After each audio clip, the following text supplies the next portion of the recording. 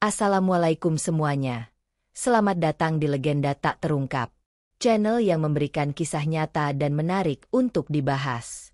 Namun sebelum itu mengklik tombol subscribe terlebih dahulu. Dan jangan lupa untuk menuliskan sholawat di kolom komentar, agar kita mendapatkan syafaat di akhir kelak. Pagi itu, udara Bandung terasa sejuk.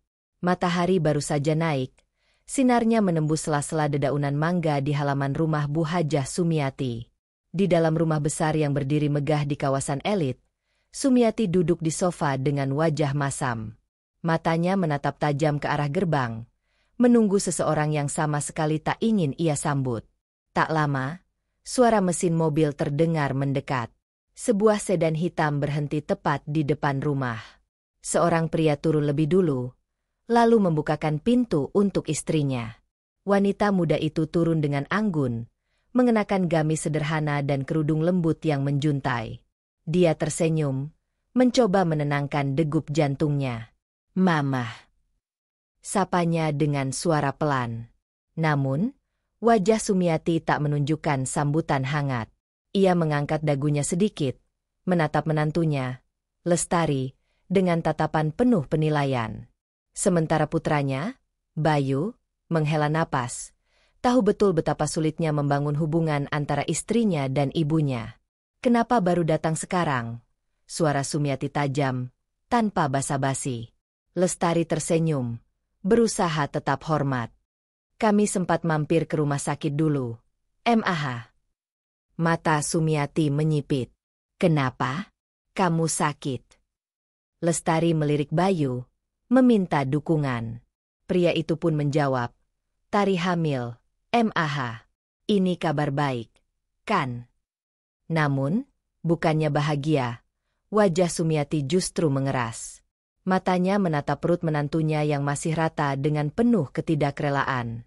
Seakan kabar itu justru menjadi ancaman baginya. "Jadi kamu mau kasih cucu ke aku, tapi nggak pernah datang ke rumah, nggak pernah urus aku." Suaranya mengandung nada sindiran yang tajam. Lestari menunduk, menahan gejolak dalam hatinya. Ia tahu, betapapun ia mencoba, ia tak akan pernah cukup di mata ibu mertuanya. Bayu mencoba meredakan ketegangan. "MAH, kami kesini bukan cuma mau kasih kabar. Kami juga mau silaturahmi."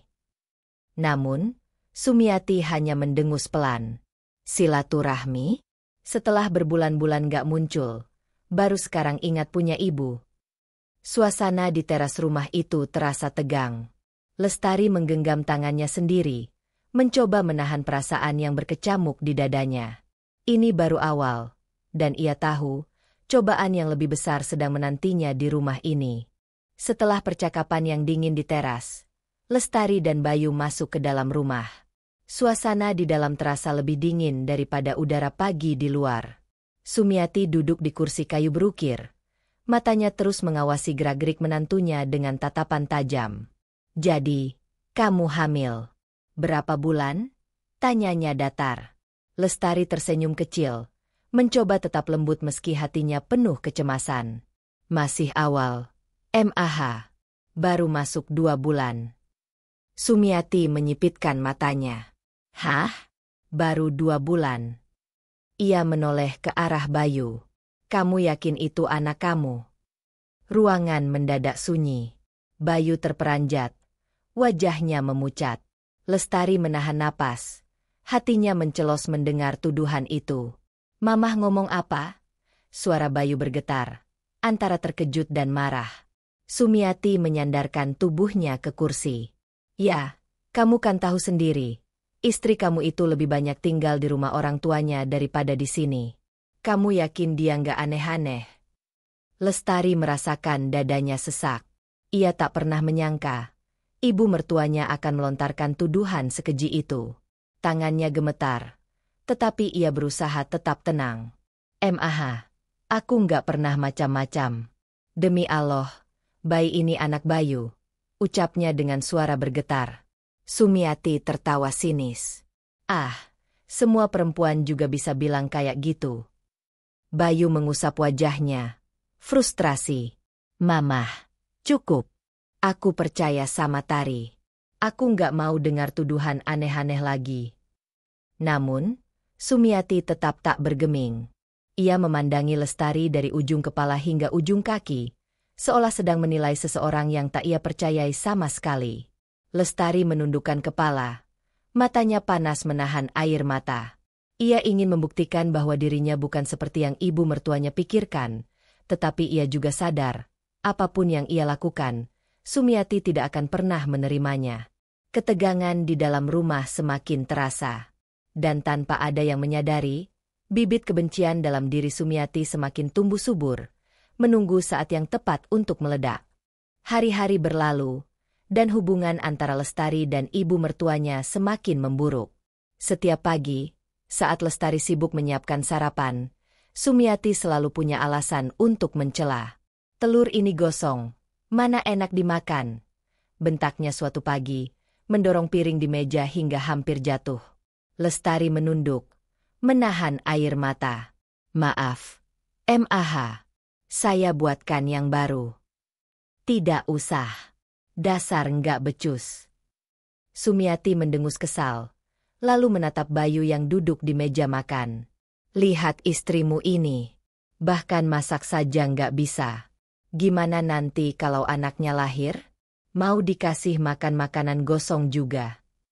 Bayu menatap Lestari dengan iba, tetapi ia tak bisa berbuat banyak. Jika ia membela istrinya, ibunya pasti akan semakin menjadi-jadi. Dari hari ke hari, tekanan yang diberikan Sumiati semakin berat. Kadang ia sengaja membuat lantai basah agar Lestari terpleset, atau menyembunyikan barang-barang Lestari hanya untuk menyalahkannya karena ceroboh. Puncaknya terjadi suatu pagi. Lestari sedang sholat duha di ruang tamu, mukena putihnya menjuntai hingga ke lantai. Ia khusyuk dalam sujudnya, berbisik lirih memohon ketenangan hati kepada Allah. Namun, di balik dinding, Sumiati mengintip dengan mata penuh kebencian. Ia menggenggam gelas berisi air panas. Jemarinya mencengkeram erat. "Ingin pura-pura suci di rumahku," gumamnya dingin. Tanpa berpikir panjang, ia berjalan mendekat dan splash! Air panas itu disiramkannya ke punggung Lestari yang masih dalam posisi sujud. "Ah, jerit Lestari melengking. Tubuhnya refleks terdorong ke depan. Rasa panas yang luar biasa membakar punggungnya, membuatnya terjatuh dan menggeliat kesakitan di lantai. Bayu, yang baru keluar dari kamar, terkejut melihat istrinya tergeletak sambil menangis kesakitan. "Tari!" Ia segera berlari dan mengangkat tubuh istrinya. Lestari terisak. Wajahnya pucat menahan perih. Sementara itu, Sumiati hanya berdiri diam dengan tatapan dingin. "Astagfirullah. Mamah ngapain?" Bayu berteriak marah. Sumiati mendengus. "Dia pura-pura sholat di rumah ini. Aku cuma ingin lihat, apa dia benar-benar kuat menjalani ujian." Bayu tak bisa menahan amarahnya lagi. Ini bukan ujian. MAH. Ini kejahatan. Namun, Sumiati tetap tak merasa bersalah. Baginya, Lestari tetaplah menantu yang tidak layak diterima di keluarganya. Sementara itu, Lestari hanya bisa menangis. Tubuhnya masih bergetar kesakitan. Ia tak menyangka, orang yang seharusnya menjadi ibu baginya, justru tega menyakitinya sekeji ini. Dan di saat itulah, sesuatu yang mengejutkan terjadi. Detik itu juga, udara di dalam rumah terasa lebih berat. Seakan ada sesuatu yang mengawasi, menekan, dan menghantui setiap sudut ruangan. Sumiati, yang baru saja menyiramkan air panas ke tubuh Lestari, tiba-tiba merasakan hawa dingin menjalari tengkuknya.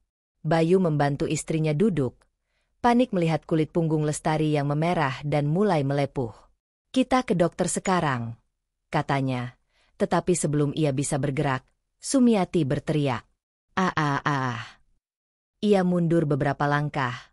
Tubuhnya gemetar hebat.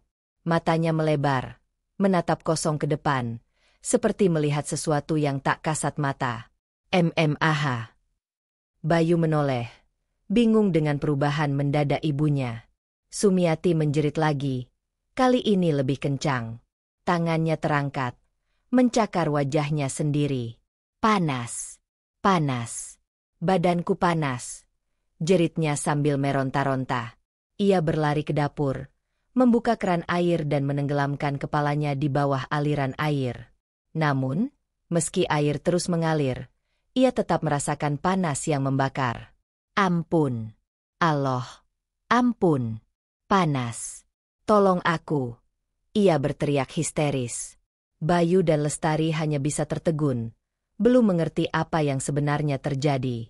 Tapi jelas, sesuatu yang mengerikan sedang menimpa Sumiati. Dalam kepanikannya, Sumiati berlari keluar rumah, menerobos ke tengah jalan tanpa melihat sekitar. Brak! Tubuhnya terpental keras setelah ditabrak motor yang melaju kencang. Orang-orang yang melihat kejadian itu langsung berteriak dan berlari mendekat. Sumiati tergeletak di aspal. Tubuhnya menggigil hebat. Panas! Panas! Suaranya semakin lirih. Napasnya tersengal, dan matanya menatap kosong ke langit. Bayu yang masih syok segera berlari ke arah ibunya, sementara Lestari hanya bisa memegang dada yang berdegup kencang. Tak ada yang menyangka, kejadian mengerikan ini akan terjadi begitu cepat. Dan ini baru permulaannya. Suasana di depan rumah berubah mencekam. Warga yang berkumpul di sekitar Sumiati bergumam panik. Bayu berusaha mengangkat tubuh ibunya, tetapi mendadak tangannya merinding. Kulit Sumiati terasa panas membara, seolah terbakar dari dalam. Ibu bertahan. Bayu berusaha menenangkan, tetapi tubuh ibunya semakin menggigil. Dari bibirnya keluar gumaman tak jelas. Lestari, kau, ucapnya dengan suara serak. Matanya menatap menantunya penuh ketakutan. Lestari yang berdiri di beranda rumah hanya bisa memandangi kejadian itu dengan dada berdebar. Ada perasaan aneh yang ia rasakan, seolah hawa dingin menyelimutinya. Tiba-tiba, Sumiati menjerit lagi. Jangan sentuh aku. Jangan bawa aku. Tangannya mencakar udara, seakan ada sesuatu yang tak terlihat hendak menariknya. Para tetangga saling berpandangan, beberapa mundur perlahan, takut terkena dampaknya. Ibu bicara apa? Tidak ada siapa-siapa. Bayu mencoba mengguncang bahu ibunya, tetapi Sumiati justru menatapnya dengan tatapan kosong. Aku melihat mereka ada di sini. Suaranya melemah, lalu tubuhnya mulai kejang-kejang. Astagfirullah. Ini bukan penyakit biasa, Bayu. Seorang tetangga tua, Bu Misnah, berkata dengan nada gemetar. Bayu semakin panik. Harus kita bawa ke rumah sakit sekarang. Beberapa warga membantu mengangkat tubuh Sumiati, tetapi semakin didekati, hawa panasnya terasa menyengat. Seorang pria yang mencoba menyentuhnya langsung menarik tangannya kembali. Astaga, panas sekali tubuhnya. Ini bukan demam biasa. Saat itulah, dari dalam rumah, terdengar suara aneh. Suara air menetes. Tapi tidak ada satupun keran yang terbuka. Tok, tok, tok. Pintu kamar Sumiati bergetar, seakan ada seseorang yang mengetuknya dari dalam. Padahal, semua orang berada di luar. Warga yang masih berdiri di halaman menoleh ke arah rumah. Mata mereka melebar ketakutan.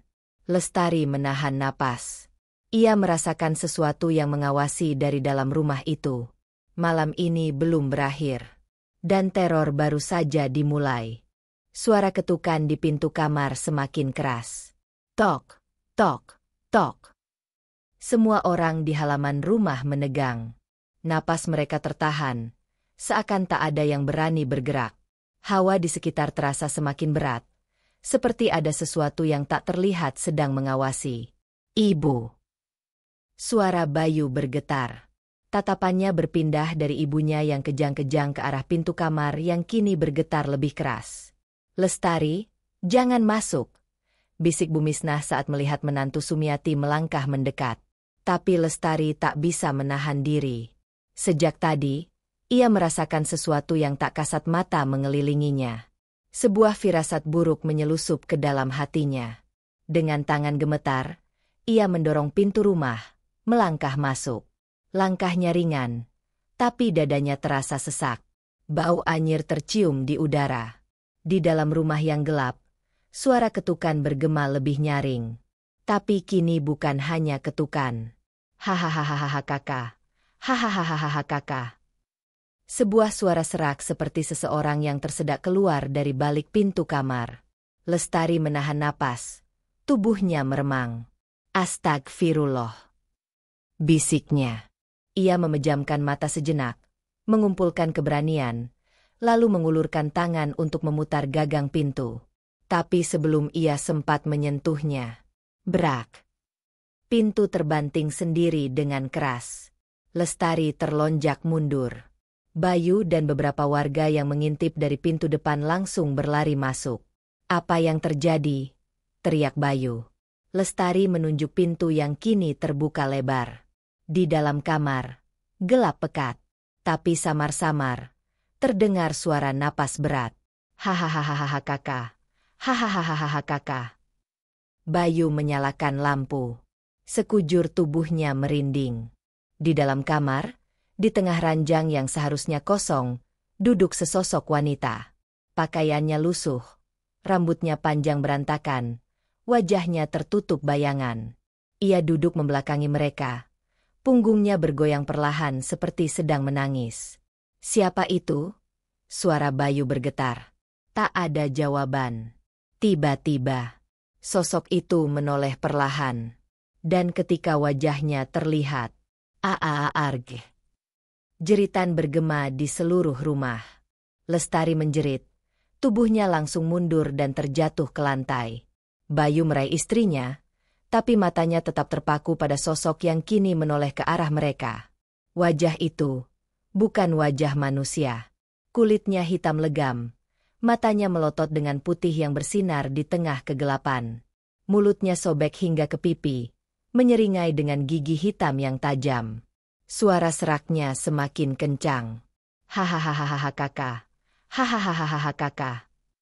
Lalu tiba-tiba, brak. Pintu kamar tertutup dengan keras. Semua orang yang ada di dalam rumah tersentak. Suasana semakin mencekam. Bu Misnah yang masih di halaman menjerit ketakutan. Warga yang berkumpul mulai membaca doa dalam hati. Sebagian ada yang melangkah mundur, tak ingin terlibat lebih jauh. "Lestari, Bayu." Suara Pak Ustaz menggelegar. Mereka tersadar. Lestari buru-buru beristighfar. Tubuhnya masih gemetar hebat. Bayu memeluknya erat, berusaha menenangkan. "Lawan rasa takut kalian. Jangan biarkan ketakutan menguasai hati," ujar Pak Ustaz sambil melangkah maju. Dengan mantap, beliau membaca ayat-ayat suci. Tiba-tiba suara jeritan dari dalam kamar berhenti. Sunyi yang mencekam menyelimuti seluruh rumah. Bayu menelan ludah. Ia mengumpulkan keberanian, meraih gagang pintu, dan menariknya dengan sekuat tenaga. Allahu Akbar. Pintu terbuka. Tapi kamar itu kosong. Tak ada siapapun di dalamnya. Ranjang kosong, jendela tertutup rapat. Tak ada jejak sosok mengerikan yang mereka lihat tadi.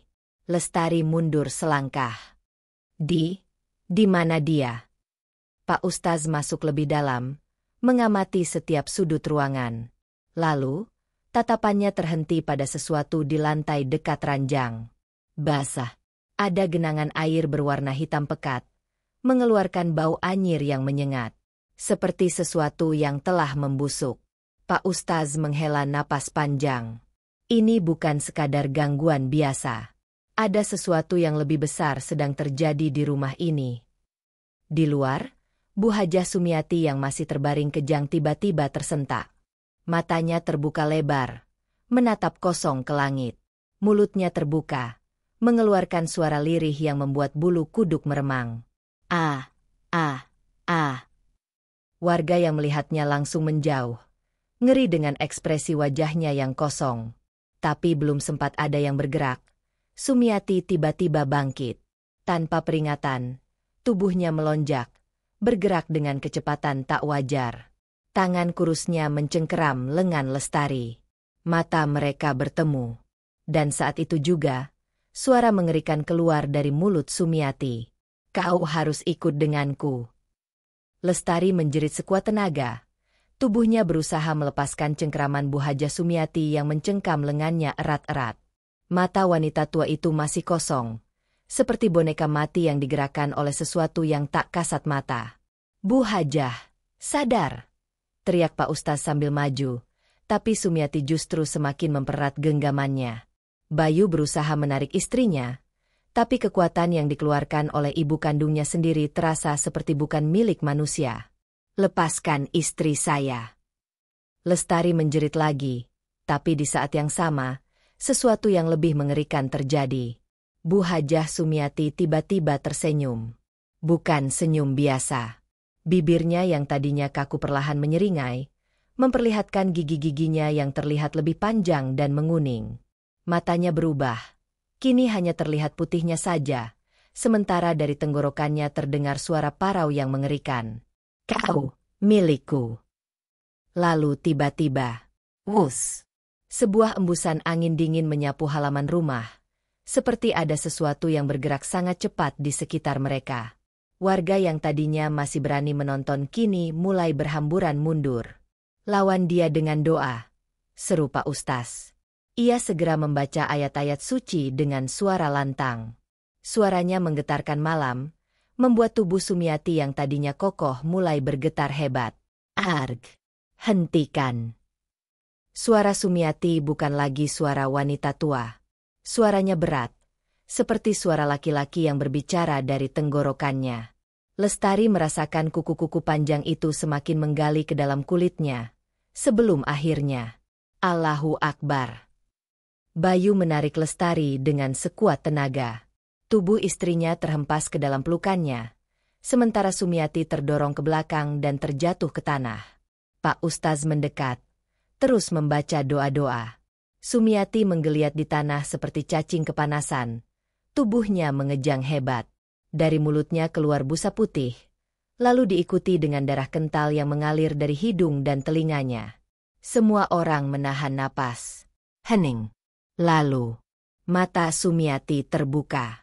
Tapi kali ini, matanya bukan lagi putih seperti tadi. Kini terlihat hitam legam, kosong dan dalam, seperti jurang yang tak berdasar.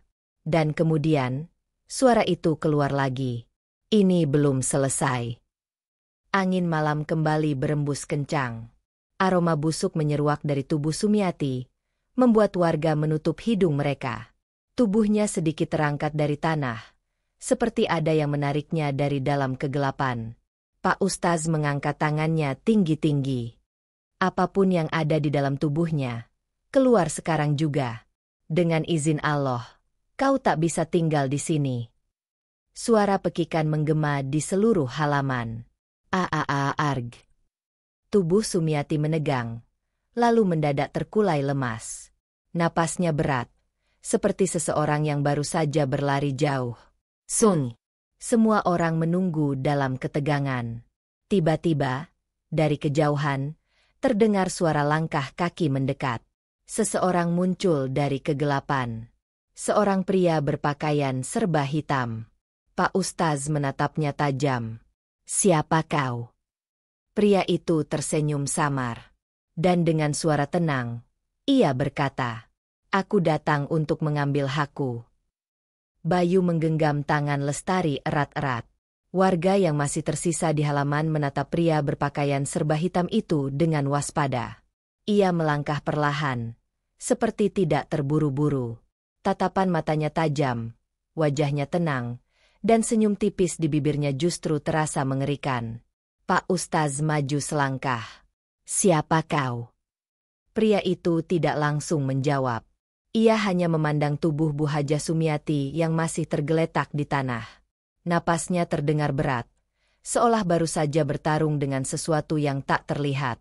Lalu, dengan suara datar, pria itu berkata, "Aku datang untuk mengambil hakku." Bayu menelan ludah. Warga mulai berbisik-bisik. "Ambil hak?" tanya Pak Ustaz. "Apa maksudmu?"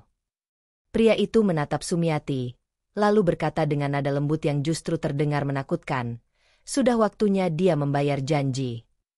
Angin malam kembali berembus kencang. Lestari menggigil, Entah karena udara yang dingin atau karena firasat buruk yang menyelimuti hatinya. Bayu segera menarik istrinya lebih dekat, melindungi tubuhnya dengan lengannya. Astagfirullah. Pak Ustaz semakin waspada. Bu Hajah Sumiati, apa kau mengenal orang ini? Sumiati yang tadinya lemas tiba-tiba terbatu keras. Dari mulutnya keluar darah kental berwarna hitam. Tubuhnya bergetar. Matanya terbuka lebar dengan ketakutan yang amat sangat. Tidak, jangan ambil aku. Sumiati berusaha bangkit, tapi tubuhnya seperti lumpuh. Pria berpakaian hitam itu tetap tersenyum. Ia berjongkok di samping tubuh Sumiati, lalu berkata dengan suara yang lebih pelan, "Kau tahu, perjanjian itu tidak bisa dibatalkan." Semua orang tercekat. Pak Ustaz semakin mempererat genggaman tasbihnya. "Perjanjian apa yang kau maksud?"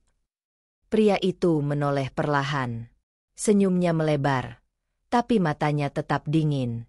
Yang sudah dia buat bertahun-tahun lalu, ketika dia meminta sesuatu yang bukan haknya. Sumiati menangis. Air matanya mengalir deras. Wajahnya penuh ketakutan. Tolong jangan bawa aku." Pria itu menggeleng pelan. "Kau sudah tahu syaratnya sejak awal. Ketika kau memohon kekayaan, kedudukan, dan kekuatan, kau sudah tahu apa yang harus kau bayar." Bayu merinding. "Ibu, apa maksud semua ini?" Sumiati tidak menjawab. Ia hanya menangis semakin histeris. Pak Ustaz maju dan mengangkat tangannya. "Apapun yang kau bawa, pergi dari sini. Jangan ganggu hamba Allah." Pria itu tertawa pelan. "Pak Ustaz, kau tahu, ada hal-hal yang bahkan doamu tidak bisa hentikan." Suasana semakin mencekam. Warga yang masih tersisa mulai mundur, ketakutan akan apa yang mungkin terjadi selanjutnya. Lalu, tiba-tiba, arg. Sumiati menjerit kesakitan. Tubuhnya menegang, lalu kejang-kejang. Wajah pria berbaju hitam itu tetap tenang. Lalu dengan suara lirih, ia berkata, "Waktunya sudah habis." Jeritan Bu Hajah Sumiati menggema di malam yang kian mencekam. Tubuhnya menggeliat, seolah ada sesuatu yang merayap di bawah kulitnya. Warga yang masih tersisa di halaman segera mundur, ketakutan akan apa yang terjadi selanjutnya.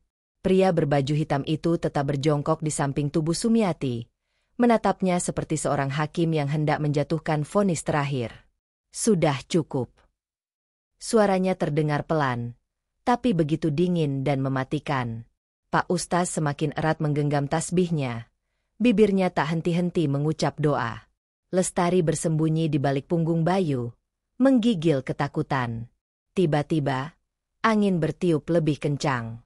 Pohon-pohon bergoyang hebat, seolah ada sesuatu yang tak kasat mata tengah bergerak di antara mereka. Lampu-lampu di teras rumah berkedip-kedip, lalu padam begitu saja. Lalu, suara itu datang. Sebuah bisikan parau menggema di udara, terdengar seperti berasal dari segala arah. "Janji harus ditepati, janji harus ditepati." Bayu menelan ludah. Matanya bergerak liar, berusaha mencari asal suara itu, tapi tidak ada siapapun. Sumiati semakin menggila. Tangannya mencakar tanah, kakinya menendang-nendang udara, tapi tubuhnya tetap tak bisa bangun. Dari mulutnya keluar suara yang bukan miliknya, suara berat, mengerikan, dan penuh penderitaan.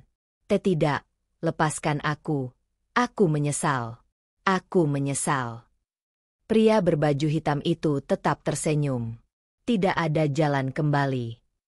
Bayangan hitam mulai muncul. Perlahan, dari belakang pria itu, muncul sesosok bayangan hitam pekat, lebih gelap dari malam, lebih menyeramkan dari kegelapan manapun yang pernah mereka lihat. Bentuknya samar, tapi matanya merah menyala. Lestari menjerit dan langsung menutup wajahnya di dada Bayu. Pak Ustaz maju selangkah, mengangkat tangannya. "A'udzubillahi minasy syaithanir rajim. Pergi kau, jin terkutuk." Bayangan hitam itu seolah tidak terpengaruh. Ia tetap melayang, mendekati tubuh Sumiati yang kini benar-benar tak bisa bergerak. Wajah Sumiati pucat, matanya melotot penuh ketakutan. Aku mohon, aku mohon." Suaranya serak, tangannya terangkat, mencoba menggapai siapapun yang bisa menyelamatkannya. Tapi tidak ada yang bisa menolong. Bayangan hitam itu semakin dekat. Tangannya yang panjang dan berbentuk kabut hitam mulai merentang ke arah Sumiati.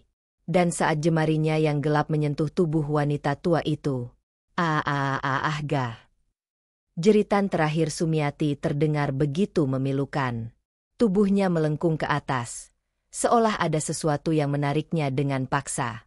Mulutnya terbuka lebar, matanya melotot, dan dari tubuhnya keluar sesuatu yang tak bisa dijelaskan, seperti asap hitam yang tersedot ke dalam bayangan itu. Warga menutup mata. Beberapa menunduk, tak sanggup melihat apa yang terjadi. Lalu, tiba-tiba, hening. Angin berhenti. Bayangan hitam itu menghilang. Sumiati tergeletak di tanah. Matanya kosong, mulutnya terbuka, dan tubuhnya tak lagi bergerak. Dia sudah tak bernyawa. Pria berbaju hitam itu berdiri perlahan. Ia menatap tubuh tak bernyawa Sumiati dengan senyum tipis, lalu berbisik, "Janji telah ditepati."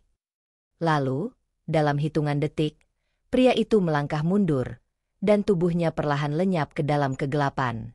Tak ada yang berani bergerak. Tak ada yang berani berbicara.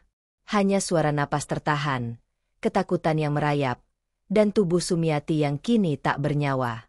Malam itu, semua orang sadar bahwa azab tak pernah datang tanpa sebab. Matahari belum sepenuhnya muncul di ufuk timur, tapi kabar kematian Bu Hajah Sumiati sudah menyebar ke seluruh kampung.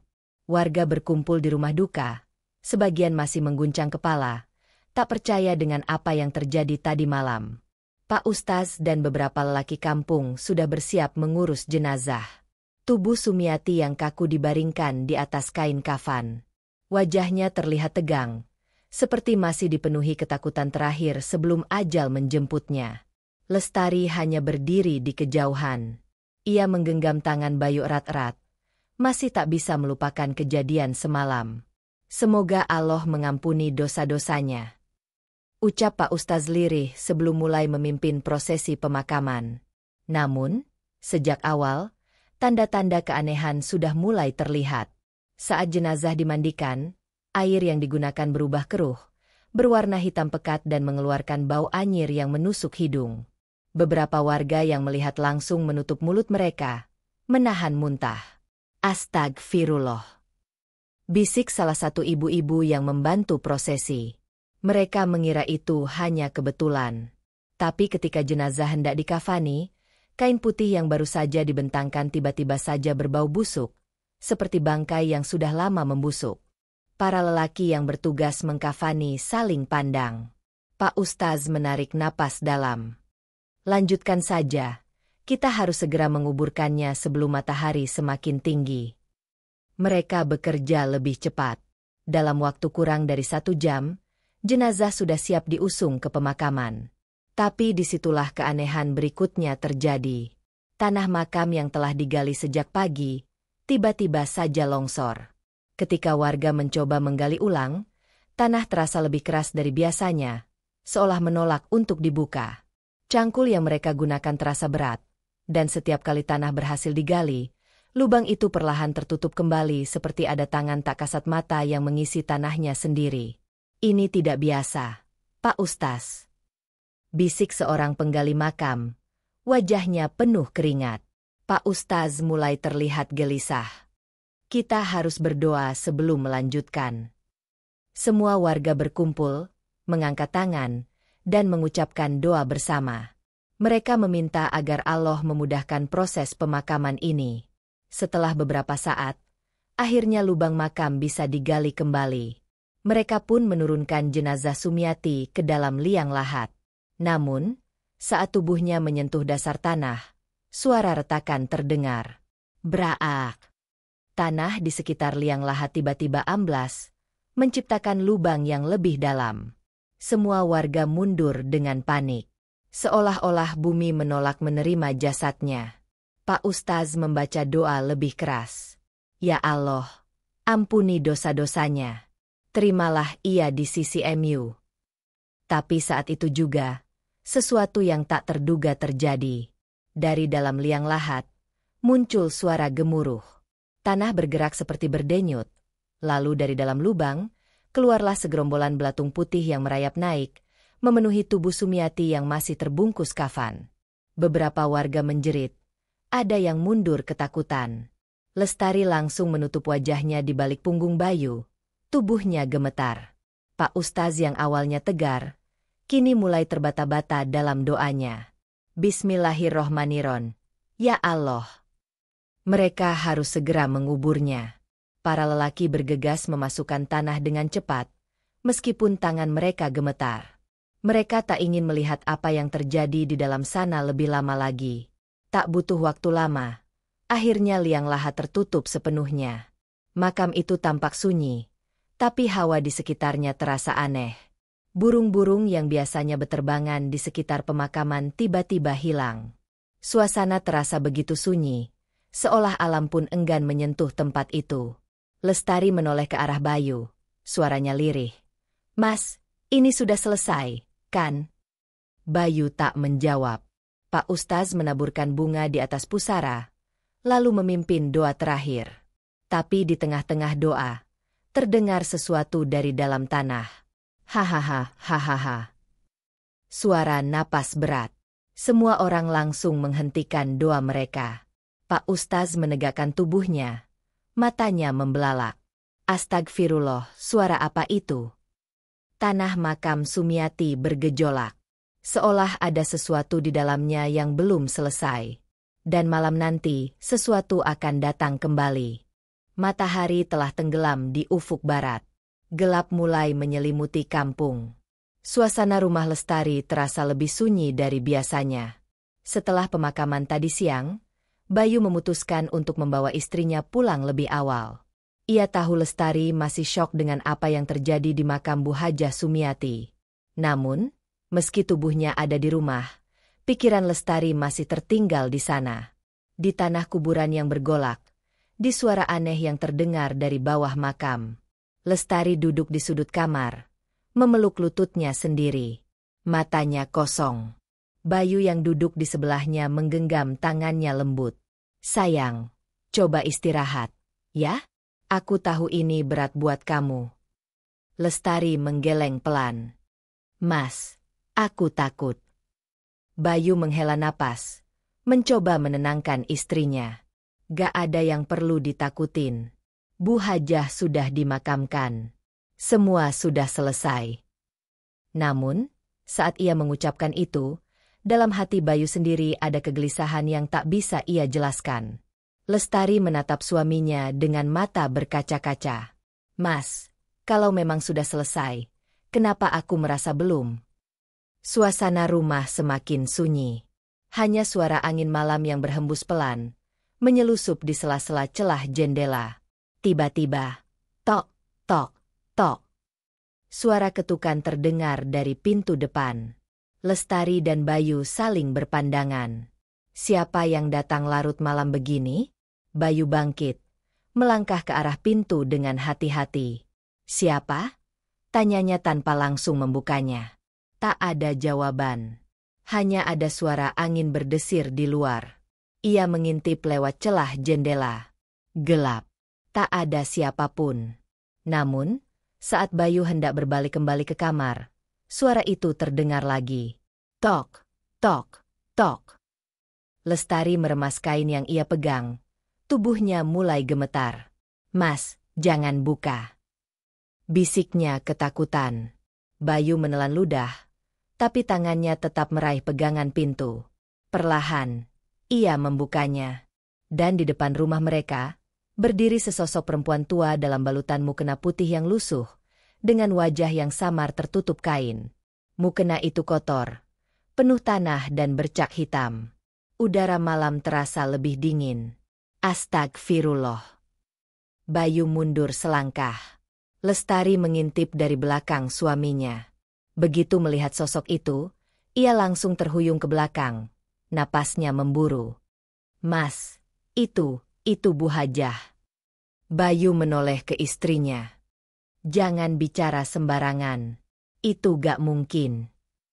Namun, sosok perempuan itu tiba-tiba mengangkat wajahnya. Dan saat itu juga, Bayu merasakan darahnya berdesir dingin. Wajah yang muncul dari balik mukena bukan wajah manusia biasa. Kulitnya membusuk, matanya kosong tanpa bola mata, dan dari bibirnya yang menghitam, suara lirih terdengar. Aku belum selesai. Aku belum selesai. Lalu tiba-tiba, tubuh sosok itu melompat ke arah Bayu. Bayu berteriak, terhuyung ke belakang. Lestari pun menjerit, jatuh terduduk di lantai. Lampu rumah mereka tiba-tiba berkedip, sebelum mati seketika. Dan di dalam kegelapan, suara napas berat terdengar di seluruh ruangan. Bayu tersungkur ke belakang. Napasnya memburu. Lestari menjerit ketakutan. Tangannya gemetar memegangi lengan suaminya. Sosok di depan mereka masih berdiri tegak dalam balutan mukena kotor. Tubuhnya berbau anyir, matanya kosong tanpa kehidupan. Aku belum selesai. Suara itu lirih, tetapi menggema di seluruh ruangan, menusuk hingga ke sumsum tulang. Tiba-tiba, suara azan berkumandang dari masjid terdekat. Lantunan takbir dan tahlil menggema di udara, menyapu pekatnya malam. Dan saat itulah, sosok Bu Hajah mulai bergetar, seolah merasakan panas yang luar biasa. Allahu Akbar! Allahu Akbar! Jeritan panjang terdengar. Mukena yang membungkus tubuhnya terkoyak, dan dari baliknya, wajahnya yang membusuk semakin jelas terlihat. Tubuh itu mulai mengepulkan asap hitam, berputar-putar di udara seperti dilahap oleh api yang tak terlihat. Tidak, aku belum selesai. Aku. Teriakan itu menggema sebelum akhirnya tubuhnya menghilang sepenuhnya, meninggalkan udara yang terasa lebih dingin dari sebelumnya. Bayu dan Lestari masih terguncang. Jantung mereka berpacu cepat, seolah baru saja mengalami kejadian di luar nalar. Tak lama, lampu rumah mereka menyala kembali. Suasana yang tadi terasa begitu mencekam, perlahan berubah menjadi tenang. Lestari menangis dalam pelukan suaminya. Mas, aku takut. Apa itu tadi benar-benar Bu Hajah? Bayu tak langsung menjawab. Matanya menatap kosong ke arah pintu yang kini tertutup kembali. Pikirannya masih kacau.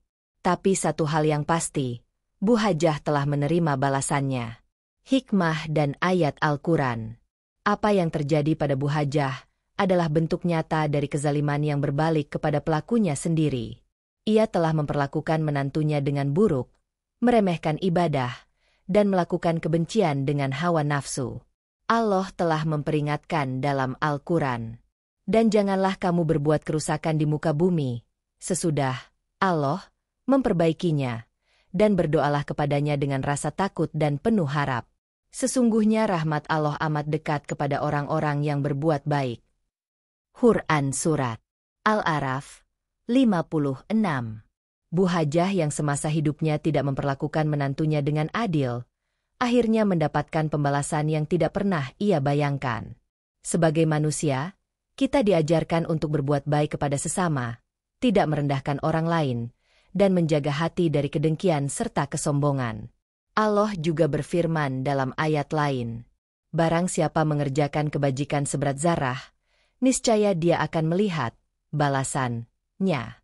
Dan barang siapa mengerjakan kejahatan seberat zarah, niscaya dia akan melihat balasannya pula. Quran Surat Az-Zalzalah 7-8. Bayu dan Lestari akhirnya mengerti bahwa kesabaran dalam menghadapi ujian adalah jalan yang akan selalu membawa kebaikan. Tidak perlu membalas kejahatan dengan kejahatan, karena balasan terbaik akan datang dari Allah. Dan sejak malam itu, rumah mereka kembali damai.